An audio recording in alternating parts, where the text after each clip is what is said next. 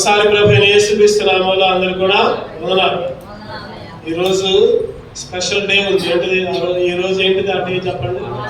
Fathers day, తండ్రుల దినోత్సవం. Fathers day జరుపుకుంటా ఉంటున్నారు అందరూ. ఈరోజు మన తండ్రిని కూడా మనం ధ్యానించుకుందాం. మనందరికీ తండ్రి ఎవరు చెప్పండి? మనందరికీ తండ్రి దేవుడే మన తండ్రి. యేసు ప్రభు దేవుని కుమారుడు, అద్వితీయ కుమారుడు. ఆ తండ్రిని మనం ధ్యానించుకుందాం. దావీదు గారు కూడా ఇక్కడ ఒక మాట అంటున్నారు, నా దేవా అంటే నా తండ్రి అని అర్థం. నా దేవా, నీ చిత్తము నెరవేర్చుట నాకు సంతోషం. పిల్లలు ఉన్నారనుకోండి, కుమార్తెలు కానీ కుమారులు కానీ, తండ్రి యొక్క చిత్తము నెరవేర్చడం తండ్రికి ఎంతో ఆనందం అయింది. ఒకసారి తండ్రి మీద తిరగబడతారు కుమారులు కానీ కుమార్తెలు కానీ, తిరగబడతారు. ఏదైనా చెప్పిన అనుకోండి, నువ్వేంది అట్లా చేస్తున్నావు, నువ్వు కూడా అంతే చేస్తున్నావుగా అంటా ఉంటావు. అంటే అట్లా తిరగబడితే తండ్రికి సంతోషం ఉండదు ఏమాత్రం కూడా. ఈ లోకములోనే తండ్రికి ఇష్టం లేకుండా జీవించడం, పిల్లలు ఇష్టానుసారంగా జీవించడం లోకంలోనూ తల్లిదండ్రులకి అస్సలు ఇష్టం ఉండదు, ముఖ్యంగా తండ్రికి. అలాగే మన తండ్రి కూడా, ఆయనకి కొన్ని చిత్తాలు ఉన్నాయి. ఆ చిత్తాన్ని నెరవేర్చడం నాకు సంతోషము అని మనం ప్రతి ఒక్కరు కూడా ఈ ఫాదర్స్ డే రోజు తండ్రి యొక్క చిత్తాన్ని నెరవేర్చే వాళ్ళంగా ఉండాలి. మనం పరిశుద్ధ గ్రంథంలో దేవుని చిత్తము అనే మాటని మనం ఈరోజు ధ్యానం చేసుకుందాం. అందుకని యోహాను సువార్త 4:24 అంటూ ఉంటాడు కదా, తండ్రిని ఆరాధించువారు అంటే దేవుణ్ణి ఆరాధించువారు ఆత్మతోనూ సత్యముతోనూ ఆరాధించాలి. దేవుని ఆరాధించే వాళ్ళు ఎట్లా ఆరాధించాలంటే ఆత్మతో సత్యముతో ఆరాధించాలి. అసలు తండ్రి యొక్క చిత్తం ఏంటి మన పట్ల? ఏ విధంగా తండ్రి తన చిత్తాన్ని మన మీద నెరవేర్చాడు? క్లుప్తముగా కొన్ని విషయాలు మనం ధ్యానం చేసుకుందాం. ఒక 5 విషయాలు, సమయం ఉంటే ఒక 7 విషయాలు మనం ధ్యానం చేసుకుని ఆరాధించుకుందాం మన తండ్రిని, దేవుణ్ణి. మొదటిగా ఎఫెసీయులకు రాసిన పత్రిక 1వ అధ్యాయం, ఎఫెసీయులకు రాసిన పత్రిక 1:5 వచనం, 4, 6 కలిసి ఉన్నాయి, చదవండి. ఇట్లనగా తన ప్రియయందు తాను ఉచితముగా మనకు అనుగ్రహించిన తన కృపా మహిమకు కీర్తి కలుగునట్లు తన చిత్త ప్రకారమైన దయా సంకల్పము చొప్పున యేసుక్రీస్తు ద్వారా తనకు కుమారులుగా స్వీకరించుటకై మనల్ని ముందుగా తన కోసము నిర్ణయించుకొని మరియు తన ఎదుట పరిశుద్ధులమును నిర్దోషములు ఎన్నోనని జగత్తు పునాది వేయబడక మునిపే ప్రేమ చేత ఆయన క్రీస్తుల మనలను ఏర్పరచుకొనెను. తండ్రి చేసిన మొట్టమొదటి పని ఏంటంటే నిన్ను నన్ను ఆయన కుమారులుగా ఏర్పరచుకున్నాడు. తన చిత్తా ప్రకారమైన, మధ్యలో ఒక మాట చూడండి, తన కృపామహిమకు కీర్తి కలిగినట్లు తన చిత్త ప్రకారమైన దయా సంకల్పము చొప్పున యేసుక్రీస్తు ద్వారా మనలందరూ కూడా కుమారులుగా స్వీకరించడానికి, కుమారులుగా అంగీకరించడానికి. అందుకని యోహాను సువార్త 1:12 ఉంటుంది, తను ఎందరు అంగీకరించినో వాళ్ళందరూ కూడా దేవుని పిల్లలంట. దేవుని పిల్లలు కావడానికి అధికారము అనుగ్రహించాడు. అంటే తండ్రి మనల్ని ఏర్పరచుకున్నాడు, మొదటిగా కుమారులుగా ఏర్పరచుకున్నాడు. ఈరోజు తండ్రికి అంటే దేవుడైన తండ్రికి కుమారులుగా ఉండటమే గొప్ప.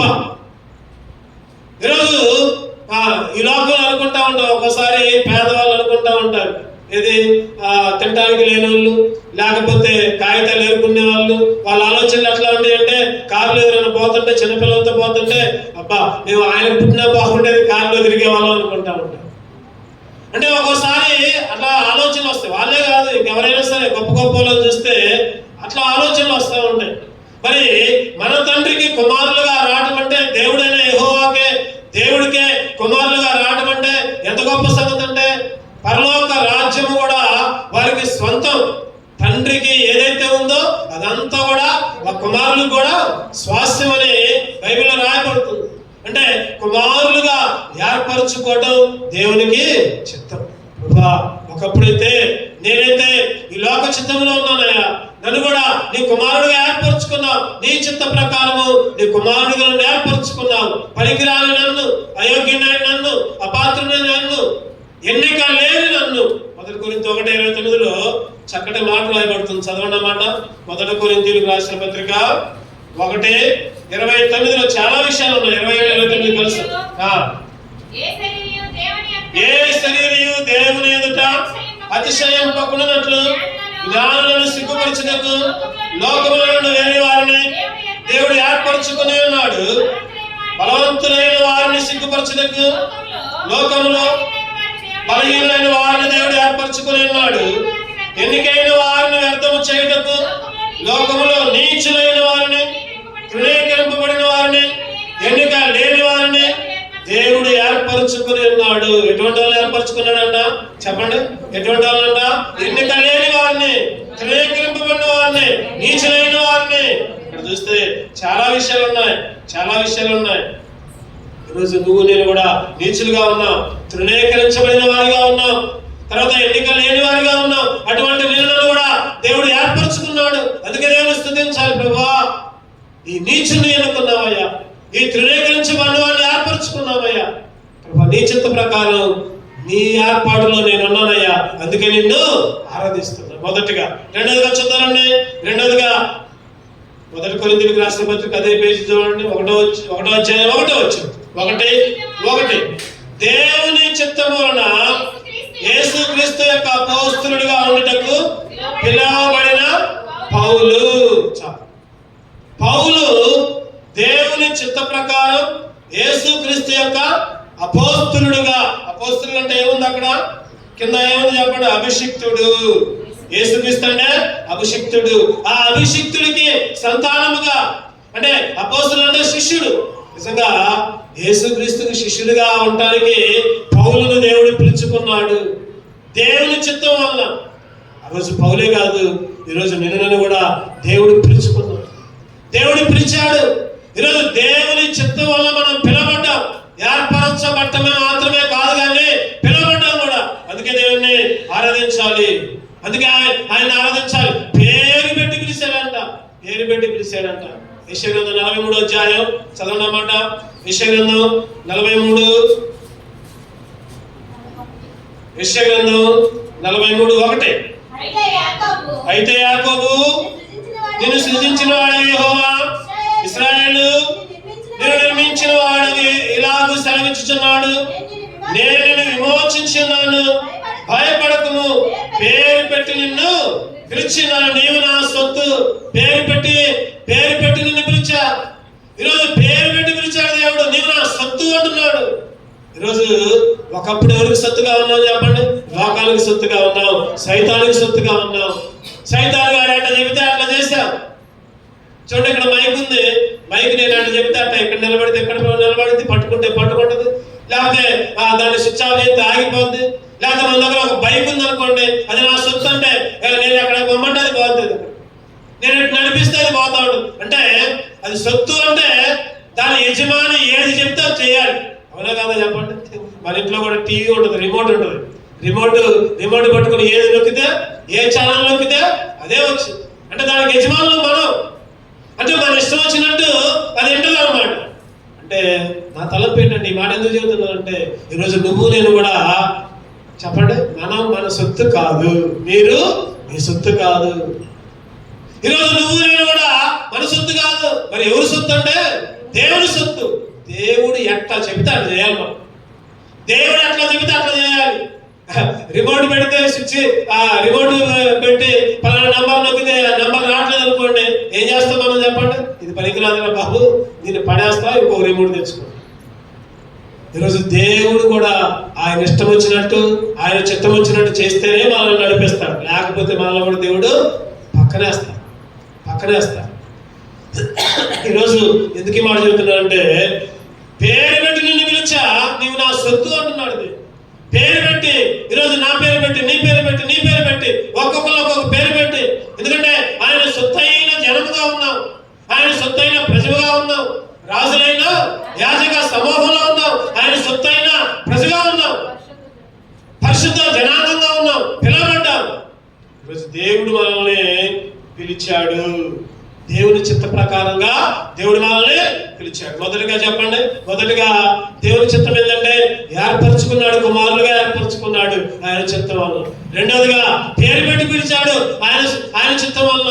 అబ్రహాము అని పిలిచాడు, మోషే అని పిలిచాడు, సమూయేలు అని పిలిచాడు, దానియేలు అని పిలిచాడు. రకరకాలుగా వాళ్ళనే కాదు నిన్ను కూడా పిలిచాడు. ప్రభా నన్ను కూడా పిలుచుకున్నాను. ఈ లోకంలో ఉండే సైతాను చిత్త ప్రకారం జరిగిస్తూ ఉంటుంటే పేరు పెడని పిలుచుకొని సీఎంలోకి నడిపించావు, నిన్ను ఆరాధించే భాగ్యం ఇచ్చావు. ఆరాధించాలి దేవుని. మూడవదిగా చూద్దామండి. మూడవదిగా యెషయా గ్రంథం 43వ అధ్యాయం 25వ వచనం. యెషయా గ్రంథం 43:25. నేనే నా చిత్తానుసారముగా నీ అతిక్రమములను నేనే నా చిత్తానుసారముగా నీ అతిక్రమములను తుడిచివేయుచున్నాను. నేను నీ పాపములను జ్ఞాపకము చేసుకొను. నేనే నా చిత్తానుసారముగా, ఆయన చిత్తానుసారముగా ఈరోజు దేవుడు మనల్ని ఏం చేశాడంటే అతిక్రమాలన్నీ తుడిచివేశాడు. అంటే పాపాలను క్షమించాడు. ఈరోజు దేవుడు తన చిత్త ప్రకారం మనల్ని క్షమించాడు. మొదటిగా తన చిత్త ప్రకారం కుమారులుగా ఏర్పరచుకున్నాడు. అందుకే దేవుని ఆరాధించాలి. రెండవదిగా తన చిత్త ప్రకారం మనల్ని పిలిచాడు, పేరు పెట్టి పిలిచాడు, సొత్తైన ప్రజగా చేసుకున్నాడు. అందుకే ఆరాధించాలి. మూడవదిగా మన పాపాలన్నీ కూడా, అతిక్రమాలన్నీ కూడా తుడిచివేశాడు. అంటే క్షమించాడు. ఈరోజు మనల్ని క్షమించే వాళ్ళు ఎవరు లేరు ఈ లోకంలో. చిన్న తప్పు చేసినా ఆ తప్పుకు తగ్గ శిక్ష అనుభవించాల్సిందే. కానీ దేవుడైతే పూర్తిగా మనల్ని క్షమించాడు. తూర్పు నుంచి పడమర నుంచి తూర్పు ఎంత దూరము అంత దూరము మన పాపాలు. 103 కీర్తనలు ఉండదు అన్నమాట. చదవండి, ఎన్నో వచ్చినా చూడండి. 103 కీర్తనలు 12వ వచనం చదవండి. పడమటికి తూర్పు ఎంత దూరము, పడమటికి తూర్పు ఎంత దూరం, ఆయన మన అతిక్రమం మనకి అంత దూరంగా చేశాడు. ఆయన మన అతిక్రమములను అంత దూరంగా చేశాడు. పడమటికి తూర్పు ఎంత దూరము, అంత దూరంగా దేవుడు మనల్ని, మన పాపాలని తుడిచివేశాడు. ఈరోజు నువ్వు నేను కూడా దేవుని స్తుతించాలి, దేవుని ఆరాధించాలి, దేవుని కనపరచాలి. ఎందుకంటే ప్రభు నా ప్రతి పాపాన్ని క్షమించావు నాయన, ప్రతి పాపాన్ని తుడిచివేశావు. పాపాలంట ఎక్కడ వేసుకున్నాడు దేవుడు చెప్పండి? వీపుకి వెనకతట్టు. ఎక్కడుందో వచ్చిన చెప్తారు ఎవరన్నా? నాకు కూడా గుర్తులేదు ఆ వచనం. చూడండి ఎవరన్నా, చెప్పండి నాకు ఆ మాట. యెషయా గ్రంథంలో ఉంటుంది. పాపాలను వీపుకి వెనక తట్టు వేసా అంటాడు. వచనాలు గుర్తుకు రావాలి. యెషయా గ్రంథం 38వ అధ్యాయం 38. ఓకే, యెషయా గ్రంథం 38:17. వికటమైన ఆయాసం నాకు నెమ్మది కలుగుటకు కారణమాయెను. నీ ప్రేమ చేత నా ప్రాణమును నాశనమును గోతులను విడిపించితివి. నీ వీపు వెనక తట్టు నా పాపములనియు ఆరవేసితివి. వీపుకి వెనక తట్టు అంట. వీపుకి వెనక తట్టు. ఎందుకంటే వెనక తట్టు అంటే కనపడతాయి మళ్ళీ పాపాలు, ముందైతే కనపడతాయి. అందుకనే మన పాపాలన్నీ ఆయన వీపుకి వెనక తట్టేసి దేవుడు తన చిత్త ప్రకారం మన అతిక్రమాలన్నీ తుడిచివేశాడు. తండ్రి అనే అంశాన్ని మనం ధ్యానం చేస్తాం. తండ్రి అనే అంశాన్ని మొదటిగా తండ్రి అంటే దేవుడు అని అర్థం. దేవుడు మనల్ని కుమారులుగా స్వీకరించాడు. జగత్తు పునాది వేయబడక మునిపే ఏర్పరచుకున్నాడు మొదటిగా. రెండవదిగా దేవుడు తన చిత్తం వలన మనల్ని పిలుచుకున్నాడు, సొత్తైన ప్రజగా ఏర్పరచుకున్నాడు. మూడవదిగా దేవుడు తన చిత్తం వలన మన అతిక్రమాలన్నీ తుడిచివేశాడు. ఈరోజు దేవుని ఆరాధించాలి. ఒకసారి ఏం జరిగిందంటే ఒక యజమాని, ఫ్యాక్టరీ యజమాని కారులో పోతున్నాడు. భార్య భర్తలు ఇద్దరు పోతున్నారు కారులో పోతుంటే దూరంలో ఆ రోడ్డు పక్కన ఒక బికారిలాగా పిచ్చోల్లాగా ఉన్నాడు. చిన్న పిల్లవాడు పిచ్చోల్లాగా ఉన్నాడు. చిప్పిరి చుట్టూ, చిరిగిపోయిన చొక్కా లాగు, కాగితాలు ఎరుకుంటున్నాడు, బాటిల్ ఎరుకుంటున్నాడు, సీసాలు ఎరుకుంటున్నాడు. పాపం వీళ్ళు చూశారంట ఆ కుమారుడు, ఆ చిన్న బాబు. అరే వీడికి చిన్నప్పుడే ఎంత కష్టం వచ్చిందే అని కారు ఆపి దగ్గర పోయి, బాబు నీ పేరయ్యా అంటే వాడు చెప్పిండట ఫలానా పేరు అని చెప్పిండాడు. మరి మీ తల్లిదండ్రులు లేరా అంటే మా తల్లిదండ్రులు ఎవరు లేరు, ఎవరు లేరు, ఇవన్నీ ఏరుకొని అమ్ముకొని నేను అన్నం తింటానని చెప్పిందా. చెప్తే వాళ్ళకి జాలేసింది. జాలేసి, అరే మాతో పాటు వస్తావా, మా ఇంట్లో నిన్ను పెంచుకుంటావు, నీకు మంచిగా చదివేస్తావు నిన్నని వస్తావా అంటే వాడు ఎగిరిగంతేసి వెళ్ళిపోయాడు. మంచిగా చదివించారు, మంచిగా నమ్మకంగా ఉన్నాడు. అన్ని విషయాల్లో ఏ పని అప్పచెప్తే ఆ పని నమ్మకంగా చేస్తున్నాడు. పాపం వృద్ధులైపోయారు వాళ్ళు అనుకున్నారు కదా, ఈయన్ని మంచిగా ఉన్నాడు, ఫ్యాక్టరీకి యజమాని చేద్దాం, మా అమ్మాయిని కూడా వీడికి ఇచ్చి పెళ్లి చేద్దాం అనుకుని అందరూ మంచిగా ఘనంగా వాళ్ళ సొంత కూతుర్ని ఆ వ్యక్తికి ఇచ్చి పెళ్లి చేశారు. ఎటువంటి స్థితి చెప్పండి ఆ పిల్లవాడిది? అడుక్కు తినే స్థితి, ఏరుకునే స్థితి, చింపురు జుట్టు పరిస్థితి, చినిగిన బట్టల పరిస్థితి. అటువంటి వాడిని ఫ్యాక్టరీకి యజమానిగా చేశాడు. తర్వాత ఇంకా ఏం చేశాడంటే కుమార్తెనిచ్చి అల్లుడుగా చేసుకున్న తర్వాత వాడి స్థితి మారిపోయింది. డబ్బులు కంట్లో కనపడుతున్నాయి. ఇక తాగుతున్నాడు, తిరుగుతున్నాడు, ఇష్టం వచ్చినట్టు భార్యను కొడుతున్నాడు, ఇష్టం వచ్చినట్టు చేస్తున్నాడు. పాపం ఇల్లు వృద్ధులైపోయారు, ఏమీ అనే పరిస్థితి లేదు. తాగుతా ఫ్యాక్టరీ మొత్తం లాస్లోకి వచ్చింది. చివరికి ఏం మిగిలిందంటే ఫ్యాక్టరీ దివాలా తీసే పరిస్థితికి వచ్చింది. అటువంటి పరిస్థితుల్లో ఒక రాత్రి ఏం జరిగిందంటే ఆ ఇంట్లో నుంచి పెద్ద కేక వినపడింది. ఆ తండ్రి చనిపోయినాడు. ఇంటోళ్ళు అందరూ వచ్చారు. ఈ కుమార్తె అల్లుడేమో ఫ్యాక్టరీ దగ్గర ఉంటున్నారు. ఈ ఇంట్లోనేమో తండ్రి చనిపోయాడు. అందరూ వచ్చారు, చూశారు. అబ్బా ఎవరు చంపారు, ఎట్లా చనిపోయాడు అని అందరూ ఆశ్చర్యపోతున్నారు. అంతలోకి పోలీసులు వచ్చారు. అన్ని పరిశీలన చేశారు.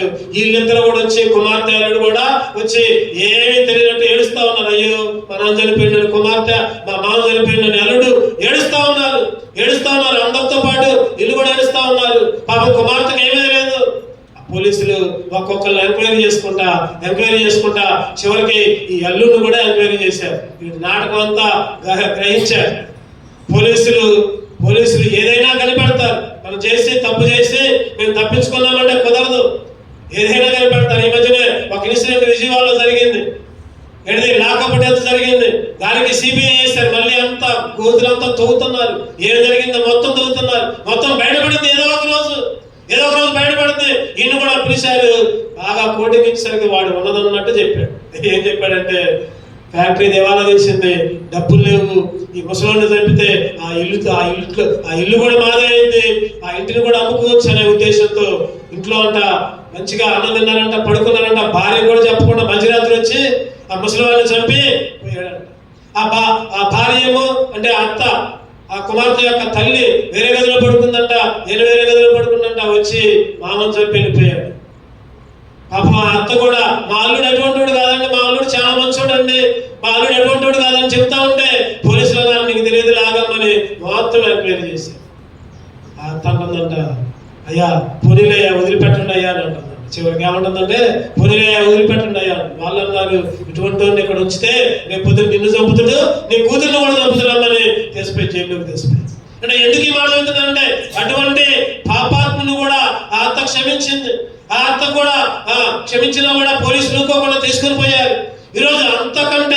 ఈరోజు నీకు నాకు కూడా ఎన్నో విషయాల్లో దేవుని పట్ల ఎంతో వ్యతిరేకత ఉండే, దేవునికి ఇష్టం లేని పనులను చేసుకుంటూ, దేవుని మీద తిరుగుబాటు చేసుకుంటూ, దేవుని మందిరం మీద తిరుగుబాటు చేసుకుంటూ, దేవునికి దూరంగా ఉన్న నిన్నులను కూడా ప్రతి పాపాన్ని కూడా ఆయన క్షమించాడు. తూర్పు నుంచి పడమర ఎంత దూరంగా ఉందో అంత దూరం మన పాపాలని తుడిచివేశాడు. వీపుకి వెనక తట్టుకి మన పాపాలని విసిరేశాడు, పారేశాడు. అందుకే ప్రభా క్షమించినకు నువ్వు సిద్ధమైన తండ్రివయ్యా, సిద్ధమైన మనస్సు కలిగిన వాడవయ్యా. రోజు దేవుని ఆరాధించాలి. ప్రభా నన్ను కూడా నువ్వు క్షమించావు, ప్రభా నీ చిత్తం వల్ల నన్ను క్షమించావయ్యా, అందుకే నిన్ను ఆరాధిస్తున్నాను. ఈరోజు మూడోదైనా క్షమాపణ. దేవుడు మనకే క్షమాపణ, దేవుని చిత్తం వల్ల క్షమాపణ దొరికింది. దేవుని చిత్తం లేకపోతే క్షమాపణ దొరకదు నీకు నాకు. ఈరోజు దేవుని చిత్తం వల్ల నువ్వు నేను క్షమించబడ్డావు. ఈరోజు దేవుని స్తుతించగలుగుతున్నావు. నాలుగోదిగా చూద్దారండి, 1 కొరింథీయులకు రాసిన పత్రిక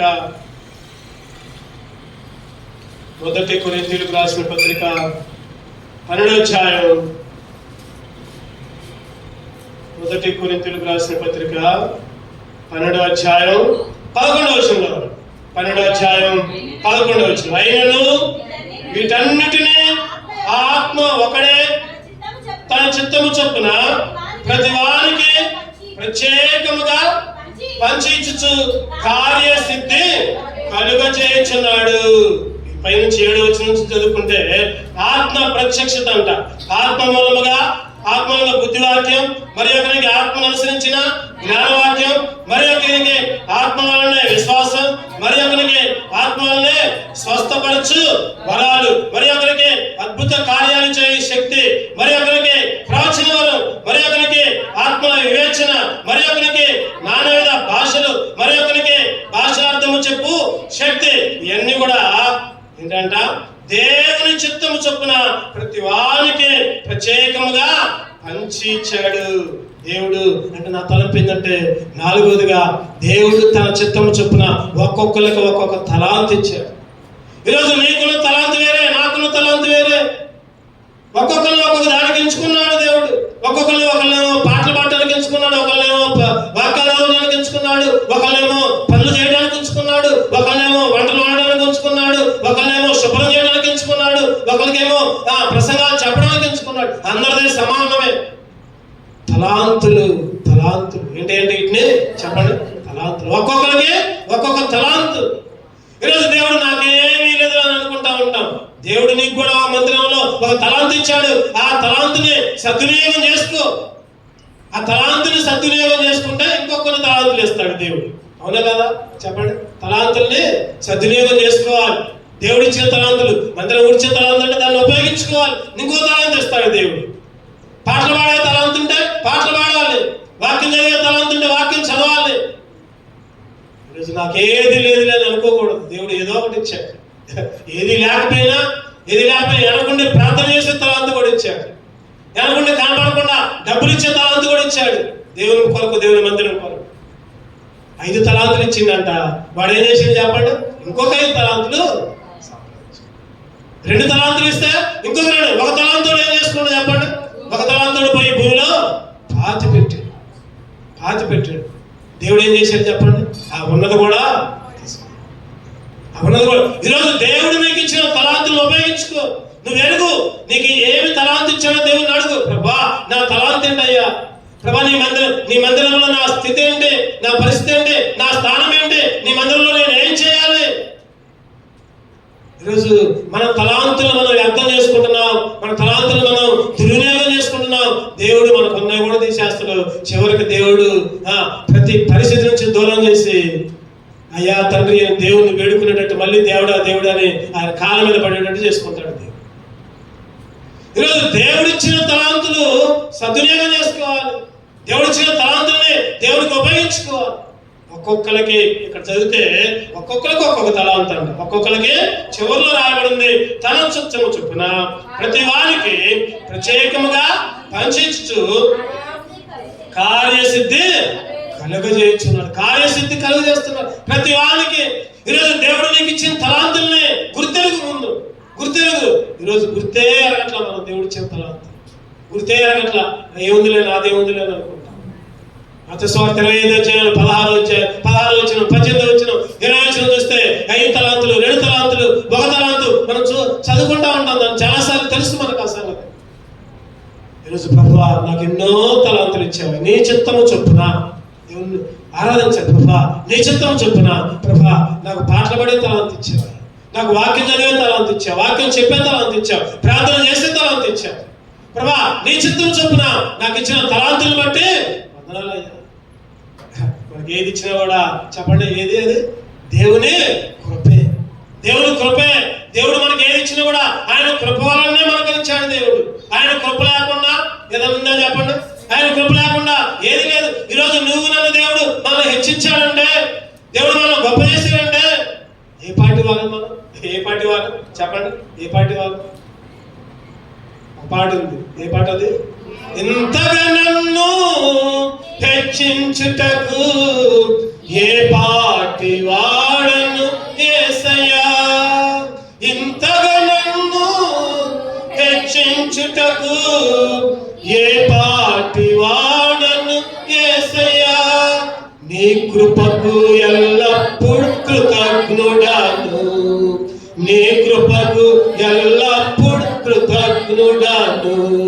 కృపయే కృపయే నేనేమై ఉన్నాను అది నీ కృపయే కృపయే కృపయే నేనేమై ఉన్నాను అది నీ కృపయే అర్హత లేకుండా ప్రేమించాను కేవలం నీ కృపయే యోగ్యత లేకుండా హెచ్చించారు కేవలం ఇది నీ కృపయే.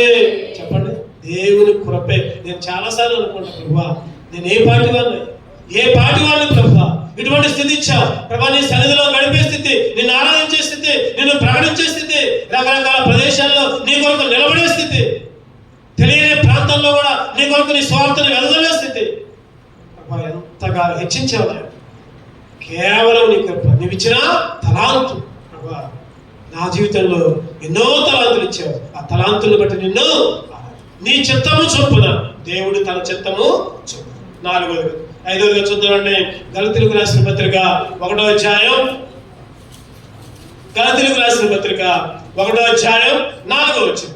గలతీయులకు రాసిన పత్రిక, మన తండ్రి అయిన దేవుని చిత్త ప్రకారం క్రీస్తు మనలను ప్రస్తుతపు దుష్ట కాలముల నుండి విమోచించుకొనుటనే మన పాపముల నిమిత్తము తను తాను అప్పగించుకొనెను. మన తండ్రి అయిన తండ్రి మన ఫాదర్. ఈరోజు ఏం తినొచ్చంటే ఫాదర్స్ డే సందర్భంగా మన తండ్రి చిత్తము మన పట్ల ఏ విధంగా ఉందో తెలుసుకుంటున్నాం మనం. 5వదిగా ఏంటంటే దుష్ట కాలం నుండి దేవుడు విడిపించాడు. ఈ దుష్ట కాలం నుంచి విడిపించడానికే తండ్రి తన చిత్త ప్రకారం తన ఏకైక కుమారుణ్ణి, ఒక్కగానొక్క కుమారుణ్ణి ఈ లోకంలో నీ కొరకు నా కొరకు అర్పించాడు, బలిగా అర్పించాడు. మన పాపముల నిమిత్తం, అక్కడ ఉంది మాట, మన పాపముల నిమిత్తము తన్ను తాను దుష్ట కాలములో నుండి. ఎంత దుష్ట కాలం అంటే ఒకసారి ఆలోచిస్తే కూర్చునేది పాపమే, నిలబడేది పాపమే, తలంపులు పాపమే, అన్ని పాపాలే. ప్రతిదీ పాపముతో నిండి ఉంది. కూర్చోవడం మటుకు బాగానే కూర్చుంటారు, చూస్తే అబ్బా భలే మచ్చలేదో కూర్చుండగా అని అనుకుంటా. లోపల వాడి ఆలోచనలు ఎక్కడికెక్కడికో పోతాయి, వాళ్ళ ఆలోచనలు ఎక్కడికెక్కడికో పోతాయి. ఈరోజు ప్రతిదీ కూడా పాపమే, మన పాపముల నిమిత్తము. ఈరోజు నీ పాపాల కొరకు నా పాపాల కొరకు యేసుక్రీస్తు బలి అయ్యాడు. ఈ లోకంలో ఎవరో కూడా చనిపోలా. నీ పాపాలు నా పాపాలు తీసివేయడానికి యేసుక్రీస్తు ఈ లోకంలో రిక్తుడిగా వచ్చాడు, తగ్గించుకొని వచ్చాడు, తను తానే శిలువకు అప్పగించుకున్నాడు. ఆయన శిలువ రక్తంలో, ఆయన పవిత్ర రక్తంలో మన పాపాలన్నీ కడిగివేయబడ్డాయి. ఈరోజు పాపాలు పోవాలంటే యేసుక్రీస్తు రక్తము ద్వారానే. అంతేగాని నువ్వేదో దాన ధర్మాలు చేస్తే, లేకపోతే ఇంకెక్కడికో పోతే, లేకపోతే చందాలు ఇస్తే, లేకపోతే ఇంకా నిలువు దోపిడీ ఇస్తే, నీ తల వెంట్రుకలు దేవుడికి ఇస్తే, లేకపోతే ఏ నదుల్లోనో మునిగితే నీ పాపాలు పోవు. గుర్తుపెట్టుకోవాలి విషయం. యేసు రక్తము ప్రతి వ్యక్తిని కూడా పాపం నుంచి విముక్తునిగా చేసింది, పవిత్రపరిచింది. ఈరోజు యేసుక్రీస్తు రక్తము ద్వారా మన పాపాలన్నీ కూడా కడిగివేయబడ్డాయి. అందుకనే మన పాపం నిమిత్తము తను తాను దుష్ట కాలముల నుండి ఈరోజు ప్రభా నన్ను కూడా ఈ దుష్ట కాలం నుంచి విడిపించావయ్యా, నిన్ను నీవు అప్పగించుకోవడం ద్వారా నీ చిత్త ప్రకారం. ఈరోజు 5వదిగా ప్రభా దుష్ట కాలం నుంచే విడిపించావు. 6వది కూడా చూద్దామని క్లుప్తంగా చదువుకొని ధ్యానించుకొని 6వదిలో ఎఫెసీయులకు రాసిన పత్రిక 1:12. 6వది 7వది కూడా ఇక్కడనే ఉంటాయి, 2 ఇక్కడనే ఉంటాయి. ఎఫెసీయులకు రాసిన పత్రిక 1:12. క్రీస్తునందు ముందుగా నిరీక్షించిన మనము తన మహిమకు కీర్తి కలుగజేయవలెనని దేవుడు తన చిత్త ప్రకారమైన సంకల్పమును బట్టి మనల్ని ముందుగా నిర్ణయించి ఆయన్ను స్వాస్యముగా ఏర్పరచుకొనును. ఏం చేశాడు చెప్పండి? స్వాస్యము. 6వదిగా దేవుని చిత్త ప్రకారం స్వాస్యముగా ఏర్పరిచింది. ఆయన తనకి స్వాస్యం అంటే చెప్పండి, నా సొంతం, ఇది నా సొంతం. ఈరోజు దేవుడు కూడా మనల్ని ఆయన సొంతంగా ఉపయోగించుకున్నాడు, స్వాస్యంగా ఎన్నుకున్నాడు. ప్రభా నీ చిత్త ప్రకారం నన్ను నీ స్వాస్యంగా చేసుకున్నావు. చదవండి అక్కడ, తర్వాత చదవండి 7వది కూడా అక్కడనే ఉంటుంది. ఆయన తన చిత్తానుసారముగా చేసిన నిర్ణయం చొప్పున సమస్త కార్యములను ఆయన చిత్తానుసారంగా నీ పట్ల నా పట్ల సమస్త కార్యములు మన జీవితంలో ఏది జరిగినా ఆయన చిత్తమే. మేలు జరిగిందా చెప్పండి, ఆయన చిత్తమే. కీడు జరిగిందా ఆయన చిత్తమే. ఏదైనా కూడా ఆయన చిత్తమే.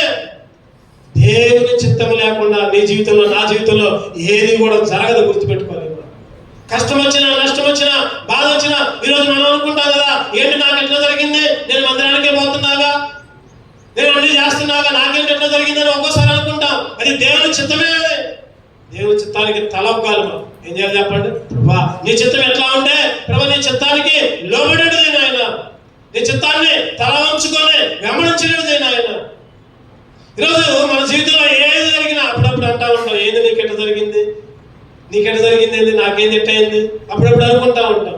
అప్పుడు ఏమన్నానంటే, దేవుని చిత్తం ఎట్లానే ఉంది, దేవుని చిత్తాన్ని ప్రకారం పోవాలి అని చెప్పాలి, దేవుని స్తుతించాలి. అంతేగాని నిజంగా అక్క నాకు అట్టయింది, నాకు ఎట్టయింది అట్టగా దేవుని మీద నిందలేదు.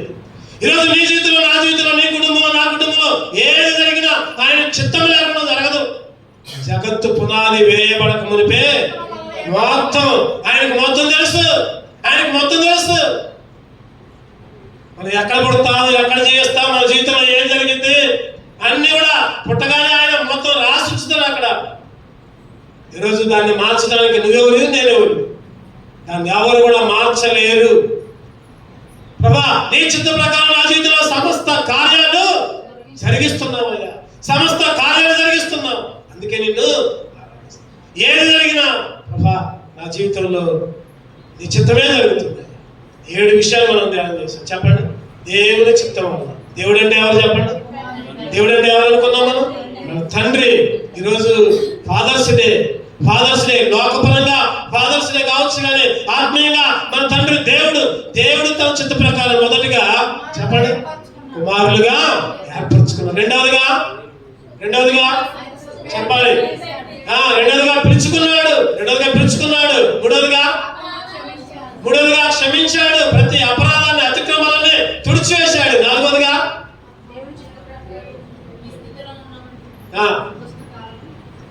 దేవుని చిత్త ప్రకారం దేవుడు మనకి ఒక్కొక్కరికి ఒక్కొక్క తలాంతు ఇచ్చాడు. నాలుగవది. ఐదవదిగా దుష్ట కాలం నుంచి దేవుడు మనల్ని తన చిత్త ప్రకారం విడిపించాడు. ఆరవదిగా స్వాస్థ్యముగా ఎంచుకున్నాడు. ఏడవదిగా మన జీవితంలో సమస్త కార్యాలు కూడా 7 నీ చిత్తాన్ని నా జీవితంలో నెరవేర్చావయ్యా, అందుకే నిన్ను ఆరాధిస్తున్నాను. అటువంటి ఆరాధన చేసే బిడ్డగా దేవుడు మనం సిద్ధపరచును గాక. రండి నిలబడదాం, పాడుకుంటూ దేవుణ్ణి బలపరచు.